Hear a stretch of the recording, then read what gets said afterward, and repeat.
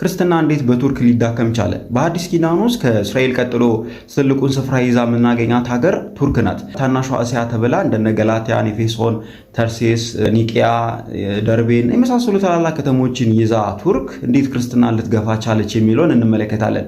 በዋናነት የባዛንታይን መውደቅ ምክንያት ቢሆንም ከዛ በኋላ ግን በሙስሊም ኃይሎች የተደረገው የዘር ፍጅት እንደ ዋና ምክንያት ተደርጎ በዓለም አቀፍ ደረጃ ይቀመጣል። ከ1894 እስከ 1924 ዓመት ለ30 ዓመታት ውስጥ የተደረገው ይህ ፍጅት የክርስትና ሃይማኖት ሊዳከም ችሏል። የዘር ፍጅቱ ምክንያት ተደርጎ የሚነሳው ፑር ኔሽን ስቴትን የመገንባት ዋን ኔሽን ዋን ላንጉዌጅ እና ዋን ሪሊጅን የሚል ዓላማ ያነገቡ ሲሆን ከዚህ በተጨማሪ ደግሞ በቱርክ ይኖሩ የነበሩ ክርስቲያኖች ከአርመን ከሶሪያና ከራሽያ ክርስቲያኖች ጋር ህብረት እየፈጠሩ ሀገራዊ ስጋት እየሆኑብን ነው የሚል ምክንያት ነበረ።